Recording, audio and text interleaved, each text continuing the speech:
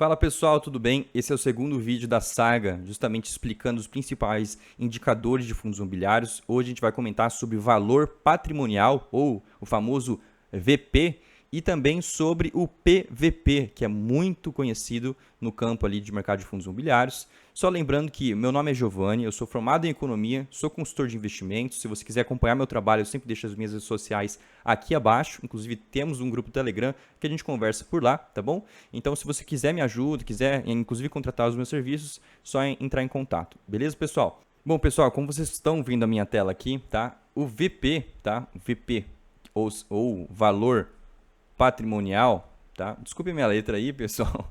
Ele é justamente o patrimônio do fundo, tá? O valor patrimonial, ele considera o ativo e o passivo, tá bom, pessoal? Para quem estuda contabilidade, vai se identificar e vai ter muito mais facilidade de entender esses conceitos aqui. Pessoal, então o valor patrimonial, ele se divide principalmente em ativo e passivo, tá? O ativo é tudo que vai agregar valor para o patrimônio, tá bom? Então pode ser imóvel, tá? Pode ser os famosos CRIs, que são os certificados de recebíveis imobiliários.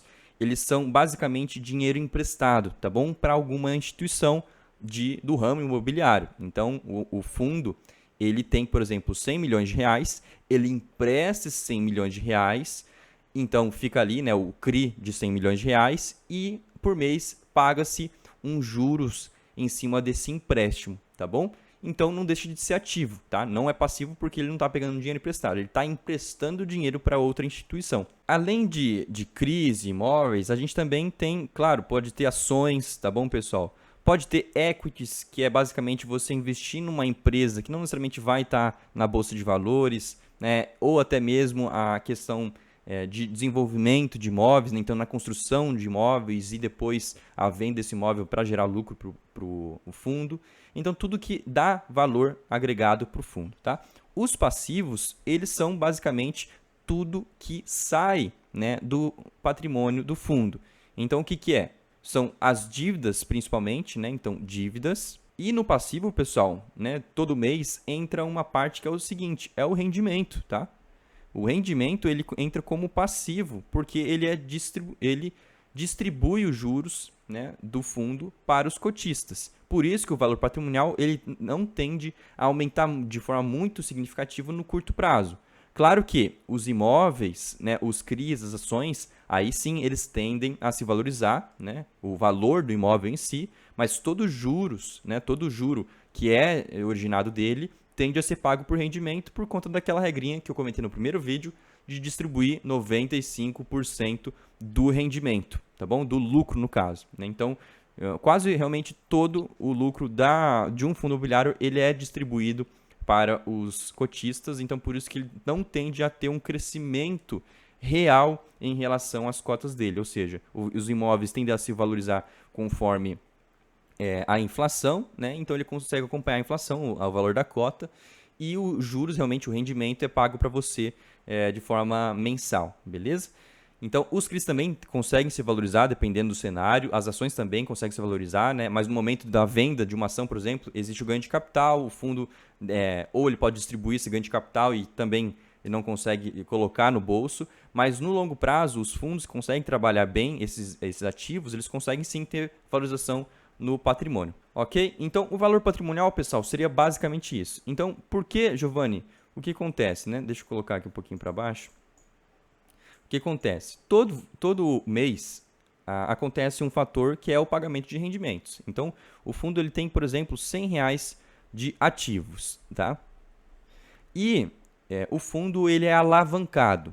O fundo alavancado quer dizer que ele tem uma dívida para aumentar o patrimônio dele. Então, vamos supor que ele tem ali R$ 10 de dívida, tá bom? Então, isso é um passivo. Então, o valor patrimonial desse fundo é de R$ 90, tá bom, pessoal? Isso é muito importante colocar. Então, o valor patrimonial do fundo é de R$ 90, beleza? Por conta que ele tem R$ 100 de ativo, R$ 10 de dívida. Os ativos, vamos supor, eles geram por mês aqui R$ 1 de rendimento.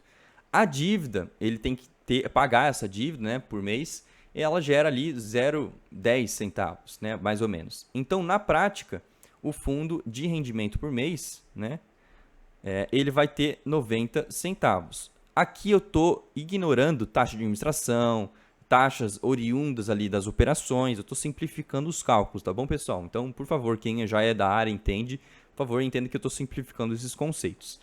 Então, o rendimento do fundo é de 90 centavos. E esses 90 centavos, se a gente não distribuísse, na verdade, o que aconteceria? Né? Ele teria o patrimônio do fundo ele teria R$ 101, né, de ativo e R$ 10,10 de passivo, que é basicamente o quê? A gente somar esses dois valores, né? Claro que aqui a dívida é negativa, então na prática a gente vai ver que vai dar R$ 90,90, tá bom? Basicamente isso, bem tranquilo, né? E aí por isso que o patrimônio, quando distribui rendimento, nesses 90 centavos, eles tendem a reduzir o valor patrimonial, porque senão ele teria 90,90, mas ele distribui esses 90 centavos para os cotistas, então ele continua com um patrimônio de R$ 90, beleza? Pessoal, nessa parte do vídeo eu vou comentar um pouquinho sobre a relação PVP, tá? Que muitos investidores acabam utilizando para até investimento, tá? E cometem um grande erro, beleza? Mas primeiro, né, como eu expliquei no vídeo, o valor patrimonial é basicamente o valor que o fundo tem descontado já dos passivos. Então, ativos menos passivos é o patrimônio líquido ou valor patrimonial, beleza? O PVP, que é uma nomenclatura, basicamente diz o seguinte: P, que é o preço, né, do ativo no mercado, né, o preço da cota, em relação ao valor patrimonial do ativo, tá bom? Essa seria a nomenclatura. Aqui, inclusive, no Investidor 10, ele consegue explicar para vocês, né? Ó, preço sobre valor patrimonial. Indica quando o mercado está disposto a pagar pelo patrimônio da empresa. Abaixo de 1, indica que a empresa está sendo vendida por menos do que seu valor real. Porém, tá? Isso tende a enganar. Então quer dizer que o PVP menor que 1 quer dizer que ele está descontado sem nenhuma exceção? Não, né? Exatamente. Então, existem várias exceções. Na verdade, a maioria de descontos que são muito relevantes, existe exceção, tá bom? Aqui eu filtrei no Investidor 10, pessoal, justamente do fundo que tem menor PVP, né, para o maior. Então, a gente consegue ver de forma decrescente, né? De forma crescente, perdão, o PVP. E vocês podem ver que a maioria, inclusive até na rentabilidade, a maioria, quando a gente coloca ali, né, um PVP mais baixo, a maioria nos últimos meses está caindo drasticamente. Tá? É muito difícil a gente ver algum ativo que não esteja caindo em relação ao PVP. Se a gente inverte, né, vamos inverter aqui o PVP, ou seja, de forma decrescente do maior para o menor, a gente consegue ver que o cenário, claro, aqui é uma análise realmente superficial, tá? Mas superficialmente já consegue dar uma olhada que a maior parte dos fundos que são mais com PVP um pouco maior estão no positivo nos últimos 12 meses. E se a gente vê os PVPs menores, nos últimos 12 meses, a maioria está no negativo. Já mostra um indicativo bem leve, mas já mostra um indicativo, tá bom, pessoal? Por que o PVP está aqui, por exemplo, 0,21? Muitas vezes os passivos, tá, eles podem ser mais relevantes do que o ativo. E, inclusive, a rentabilidade do ativo ele não consegue alcançar o passivo. Ou seja, é igual você pegar um empréstimo de 2% ao mês e você investir em ativos que vão render 1% ao mês. Na prática, você vai ter rendimento? Vai, o 1% você vai conseguir pagar, tá? Porém, esses 2% de dívida, na verdade, eles comem o rendimento que você produziu de 1% e ainda aumenta a sua dívida em mais 1%, tá bom? Então, é por isso que é tão importante a gente não somente analisar o PVP, porque existem situações, e não são raras essas situações, em que o fundo ele tem uma grande dívida, e uma dívida, inclusive, que acaba sendo até um pouco maior, né, em questão de juros, um pouco maior do que o próprio rendimento do fundo, beleza? Outro ponto é a inadimplência, pessoal. Muitos fundos, o que acontecem? O ativo em si, vamos supor, o inquilino ou o credor, ele não vem a pagar o fundo, só que o valor patrimonial dele ali, ele fica no fundo normal. Então, vamos supor, o fundo tem 100 ativos, e aí 20 ativos deram um problema de inadimplência e vão ficar um período sem pagar, né? Vamos supor, tá? Um caso. Nos números ali gerais, quem não está entendendo o fundo realmente de forma detalhada, vai ver que o fundo muito provavelmente vai estar descontado 20%. Mas por que ele está descontado 20%? Justamente porque esses 20% do patrimônio, eles estão inadimplentes e pode ser que, na verdade, às vezes as garantias não conseguem ser exercidas, principalmente quando é fundo de papel, tem um risco até um pouco maior, inclusive o DEVA enfrentou isso anos atrás, tá? E a gente consegue visualizar que ele ainda e ele nunca vai retomar, tá? Se retomar é por conta justamente de uma estratégia muito eficiente daqui para frente, mas naturalmente o fundo de papel não tende a valorizar o valor da cota. E aí um fundo que realmente vocês podem ver PVP 0,33, mas se a gente for ver o portfólio dele, inclusive vou mostrar para vocês, vai estar tudo uma zona, tá? Em questão de inadimplência, beleza? Deixa eu abrir aqui para vocês. Se a gente pegar o histórico de dividendos, né? Olha como que é o histórico de dividendos. É decrescente, né? Não é crescente como normal, ou pelo menos mantendo igual fundos de papel deveriam manter. É reduzindo ao longo dos anos. Já um ponto de sinal também. Bom, então aqui é março de 2024, com certeza não é o mais atual, né? Mas de qualquer forma a gente consegue visualizar. Bom, aqui, pessoal, a gente consegue ter uma noção, né? Então, o fundo ele tem 0,33 de PVP. Ok. É o fundo que caiu bastante a cotação, por isso que também está com o PVP mais baixo. Mas aqui, ó, alocação estratégica e portfólio de CRI. A gente vê aqui, ó, o ponto principal. Inclusive, eles fazem um filtro para facilitar esse entendimento. Verdinho, pagamentos em dia. Amarelo, pagamentos em prazo de carência. Normalmente é 60 dias, 90 dias, ou às vezes pode até ser maior. E inadimplente é que não está pagando. E aqui vocês podem ver que, é claro, vai ter verde sim, mas tem muito, né, amarelo e muito vermelho, né? E esse é o grande problema, pessoal. Justamente porque, se a gente pegar aqui, ó, em amarelo, que é o prazo de carência, ou seja, são ativos que podem não estar pagando nesse momento, eu não entrei a fundo para analisar junto com vocês, né? De uma maneira geral, por exemplo, ó, esse Xemin, né, LTV 98.5, é um LTV muito alto, tá? Mais de 75% já é um LTV que acaba incomodando, tá? É uma proporção muito alta. E existem vários, inclusive tem aqui de 146, tem um LTV até um pouco maior, né?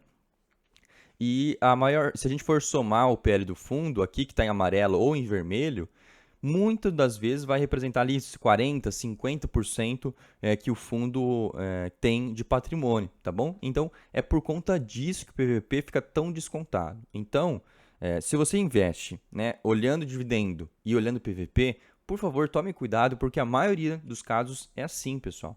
É um problema na gestão do fundo, é algo que tem um grande problema. Tem outros fundos que acabam tendo esse desconto em relação ao valor patrimonial, por quê? Eles são monoativos, ou seja, ele é um ativo só. Né? Normalmente é bastante comum para fundos de shopping. Então, o fundo ele é só um shopping. Claro que o shopping tem várias lojas, etc. Porém, ele tem o desconto normalmente por conta disso. Mas, justamente, o desconto ele não vem de graça. O desconto ele vem por conta do risco. Se der algum problema, por exemplo, aconteceu a chuva do Rio Grande do Sul, né, pessoal? Se esse imóvel fosse ali do local, do Rio Grande do Sul, vamos supor, você teria zero de renda, né, desse fundo imobiliário. Inclusive, o fundo imobiliário teria um risco muito grande. Por isso que é importante, além da diversificação de portfólio, diversificação geográfica, né, no fundo imobiliário. E aí o PVP reflete esse risco ali a mais do fundo. Então, se o fundo tem um local, além de ele estar exposto a um cenário somente, né, vamos supor que ele tem algum problema ali na região específica de comércio, etc., isso pode impactar o fundo de 100%. Então, naturalmente, ele tem que ter um retorno um pouco maior por conta do risco. Para que isso aconteça, fica mais descontado em relação ao PVP. Tá bom? Esses são um dos exemplos, tá? Que eu abri de forma bem superficial, realmente, para mostrar para vocês que esses fundos que têm um PVP mais descontado sempre tem alguma situação um pouco mais complicada. Então, de novo, tá? Por exemplo, o XPPR, a gente pode entrar, com certeza eu vou encontrar algo ou em relação à dívida, ou em relação ao inquilino, né? Olha, o dividendo dele de 6,17, bem baixo, né? Para um fundo de tijolo, mas mesmo assim, o PVP bastante descontado, então com certeza tem algum problema aqui em dívida, muito provavelmente, tá? Rendimentos caindo conforme o tempo, tudo isso indica, é um conjunto de indicativos, tá? Então, esses indicativos mais superficiais já mostra que, opa, tem alguma coisa errada com o fundo. O que é? O que está errado com o fundo? Aí a gente entra no relatório, claro, marca uma reunião com o RI, por aí vai, né? Claro que é um processo bem mais complexo do que eu estou mostrando aqui para vocês, beleza, pessoal? Mas aqui a gente pode, por exemplo, ó, relatório gerencial, vou abrir aqui para vocês. Não é só o Investidor 10 que vocês conseguem fazer isso, tá? Vocês podem buscar em outros locais, não tem problema. Aqui a gente consegue ver, né, já a DRE, o fluxo financeiro, que aqui, ó, despesas imobiliárias, despesas operacionais, né? Aqui já é algo mais relevante em relação à receita de locação. Então, o que está acontecendo aqui nessas receitas, né? Então, como vocês podem ver, né, 9 centavos, antes era 23, 25, reduziu. Aqui também a gente consegue ver o valor patrimonial da cota caindo conforme o tempo, isso é bastante preocupante. Novamente, não é o intuito de a gente analisar o XPPR, é mais para a gente visualizar, por exemplo, o que ele está puxando para baixo o fundo, tá? Aqui é imóveis, basicamente, que ele trabalha, né? Correção monetária, etc., revisional, evolução da vacância, diversificação regional, ele tem até uma certa diversificação, mas é pequena, né? Só na região ali de São Paulo. 3 ativos imobiliários, ele teve que fazer vendas, né? Eu lembro do caso dele, ele teve que fazer vendas de alguns imóveis. Aqui a gente consegue ver que ele tem um problema, ó. O grande problema aqui, ó, vago, né? Vago, vago, vago, vago, vago. Aqui, pessoal, no XPPR a gente consegue ver uma situação que é o seguinte, tá? Olha o tamanho da dívida, né? CRI, quarta emissão, emissão da Virgo, 236, 53, 224 milhões, ou seja, 418 milhões de passivo, né? Obrigações por securitização de recebíveis. Vamos ver o ativo do fundo, 637 milhões. Né? Aqui a gente pode colocar total do passivo, 258 milhões. Aqui ele está desconsiderando um dos CRIs aqui, mas mesmo assim já é o ponto que eu mostrei para vocês. Esse fundo ele tem problema com dívida, né? Ele tem uma dívida muito alta em relação ao valor patrimonial dele, em relação ao ativo dele. Então, no caso, por isso que ele é tão impactado. Tem poucos ativos, muito provavelmente ele fez a venda dos ativos para tentar amortizar essas dívidas mais altas. Então, por isso que ele tem um desconto tão grande e paga tão pouco rendimento, beleza? Claro que eu estou simplificando muito aqui a minha análise, pessoal. Justamente eu teria que parar para analisar, mas isso demanda tempo. Mas só para vocês entenderem a ideia que nada de graça no mercado, tá? Você fazer uma análise, inclusive isso não é uma análise, né? Você fazer ali uma visualização do PVP e o dividendo, você não está basicamente fazendo uma boa escolha, tá bom? Tomar muito cuidado em relação a isso. Até o patrimônio líquido em si do fundo também não é um critério para você investir, tá?